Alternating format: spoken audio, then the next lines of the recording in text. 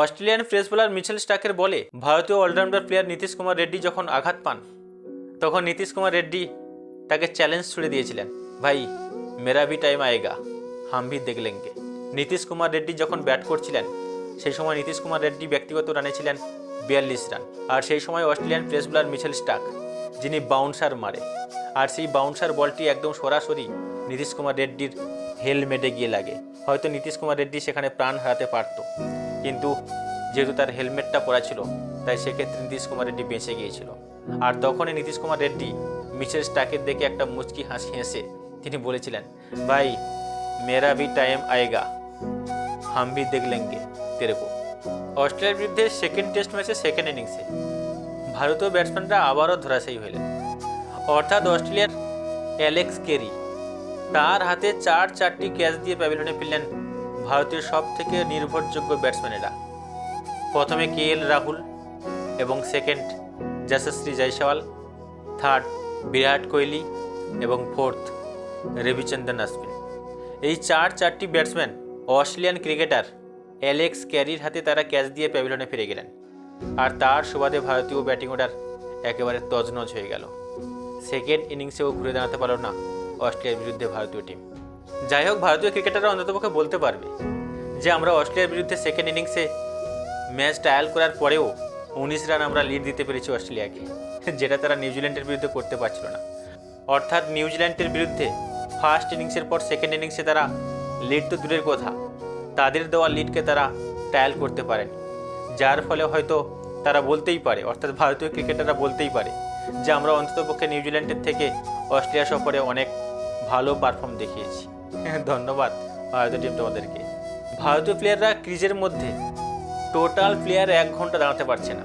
অর্থাৎ ইন্ডিয়ান যে 6 জন ব্যাটসম্যান রয়েছে সেই 6 জন ব্যাটসম্যান তারা মাত্র 60 মিনিট অতিক্রান্ত করতে পারছে না। এই সমস্ত টিম নিয়ে কি অস্ট্রেলিয়ার বিরুদ্ধে লড়াই করা যায়? সম্ভব কখনোই সম্ভব নয়।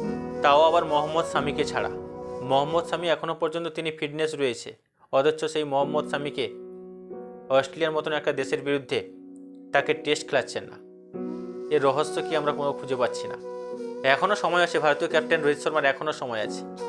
যদি ভালো চান্ত তবে যে কোনো মুহূর্তে যে কোনোভাবে ভারতীয় পেস বোলার মোহাম্মদ শামিকে আপনি যত তাড়াতাড়ি সম্ভব অস্ট্রেলিয়া সফরে নিয়ে যান। তা না হলে আর একটিও ম্যাচ আপনি জিততে পারবেন না। তবে আমরা দেখেছি অস্ট্রেলিয়া সফরে একমাত্র যিনি লড়াই করে চলেছেন ভারতীয় অলরাউন্ডার প্লেয়ার নীতিশ কুমার রেড্ডি। ধন্যবাদ নীতিশ কুমার রেড্ডি, তুমি পরপর 2টো ইনিংসে দারুণ একটা ইনিংস আমাদেরকে উপহার দিয়েছো। প্রথম ইনিংসে 54 বলে 42 রান এবং সেকেন্ড ইনিংসে 47 বলে 42 রান। ধন্যবাদ। শুধুমাত্র একাই তিনি লড়াই করে চলেছেন, আর সমস্ত ভারতীয় ব্যাটসম্যানেরা একের পর এক উইকেট ছুঁড়ে দিয়ে তারা প্যাভিলিয়নে পায়ের উপর পা দিয়ে বসে আরামে চা খাচ্ছে।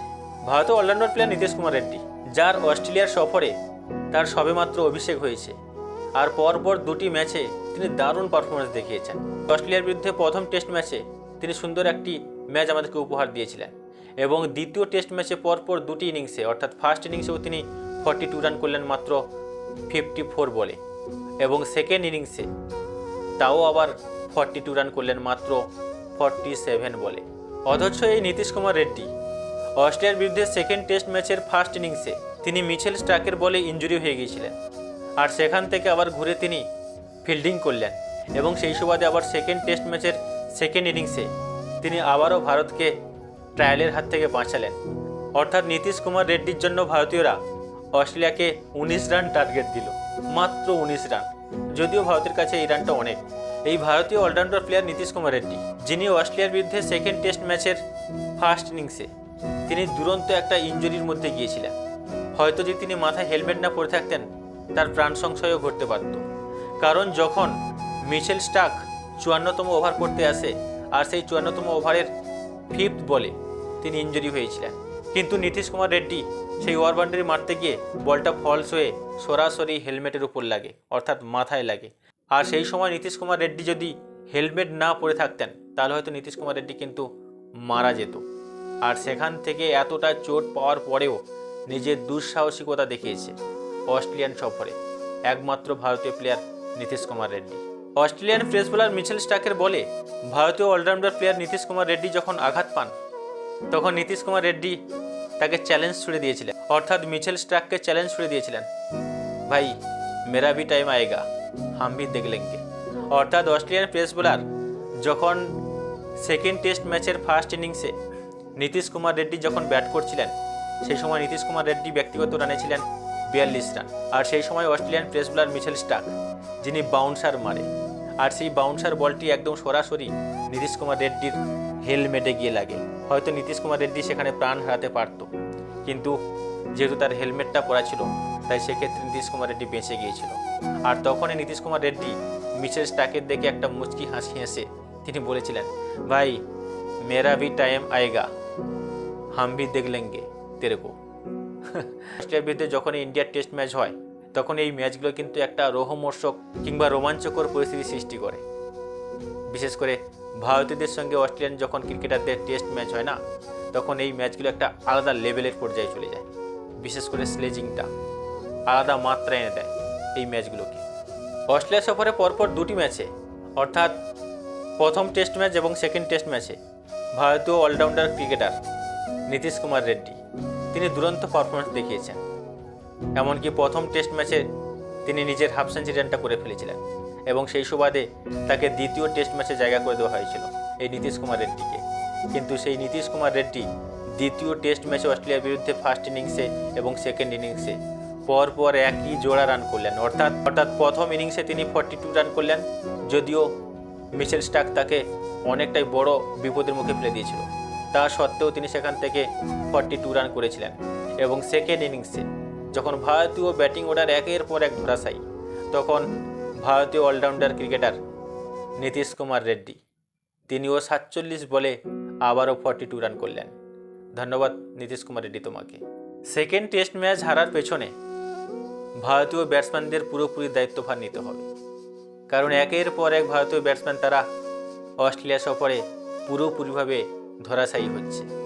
বিশেষ করে কেএল রাহুল, যশস্বী জয়সওয়াল, অবশ্য যশস্বী জয়সওয়াল এবং কেএল রাহুল এবং সেই সঙ্গে বিরাট কোহলি, তারা অবশ্য অস্ট্রেলিয়ার বিরুদ্ধে প্রথম টেস্ট ম্যাচে অনেক পারফরমেন্স দেখিয়েছিল এবং আমরা ভেবেছিলাম সেই পারফরমেন্সটা হয়তো তারা সেকেন্ড টেস্ট ম্যাচে ধরে রাখতে পারবে, কিন্তু সে আশাও গুড়ে বালি। অর্থাৎ ভারতীয় 3 ব্যাটসম্যান যশস্বী জয়সওয়াল, কেএল রাহুল এবং বিরাট কোহলি তারাও অস্ট্রেলিয়ার বিরুদ্ধে সেকেন্ড টেস্ট ম্যাচে ধরাশায়ী হলো এবং সেই সঙ্গে ভারতীয় অপর নির্ভরযোগ্য একজন ব্যাটসম্যান ঋষভ পান্ত তিনিও রান পাচ্ছেন না। এবং আমরা দেখেছি ভারতীয় ক্যাপ্টেন রোহিত শর্মা, যিনি এখনও পর্যন্ত একটিও টেস্ট ম্যাচে ভালো পারফর্ম করতে পারছেন না। শুধুমাত্র নিউজিল্যান্ডের বিরুদ্ধে একটি টেস্ট ম্যাচের তিনি রান করেছিলেন হাফ সেঞ্চুরি অবশ্য। তারপর থেকে আমরা বাংলাদেশের বিরুদ্ধে হোক কিংবা অস্ট্রেলিয়ার বিরুদ্ধে হোক কিংবা নিউজিল্যান্ডের বিরুদ্ধে হোক, একটিও ম্যাচে আমাদের ভারতীয় ক্যাপ্টেন রোহিত শর্মা রান করতে পারছে না। এটা অবশ্য আমাদের কাছে খুব চিন্তার বিষয়।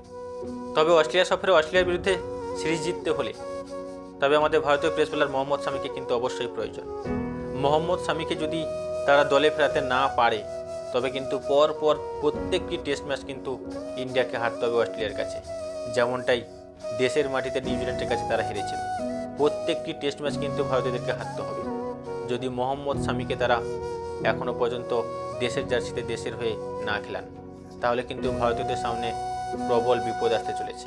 তাই যত তাড়াতাড়ি সম্ভব ভারতীয় ক্যাপ্টেন তথা ভারতীয় ম্যানেজমেন্টকে বুঝতে হবে যে যত তাড়াতাড়ি তারা যেন মোহাম্মদ শামিকে দলে ফেরায়, সেদিকে কিন্তু ভারতীয়দের লক্ষ্য রাখতে হবে। মোহাম্মদ শামির জায়গায় যে হার্ষিদ রানাকে তারা নিয়ে গেছে ইন্ডিয়ান ক্রিকেটাররা, হার্ষিদ রানা কিন্তু ভালো পারফর্ম দেখাতে পারছে না। তার সুবাদে কিন্তু ভারতীয় টিম আরও বিপদে পড়ছে। এই রানগুলি যদি হার্ষিদ রানার থেকে কম আসতো তাহলে হয়তো ভারতীয় ব্যাটসম্যানেরা অনেকটাই সুযোগ পেত অস্ট্রেলিয়ার বিরুদ্ধে, কিন্তু সেটা পাচ্ছে না। তাই যত তাড়াতাড়ি সম্ভব এই হার্ষিদ রানাকে দেশে ফেরত পাঠিয়ে মোহাম্মদ শামিকে দলে এন্ট্রি করানোটাই সবথেকে ভালো হবে বলে আমরা মনে করতে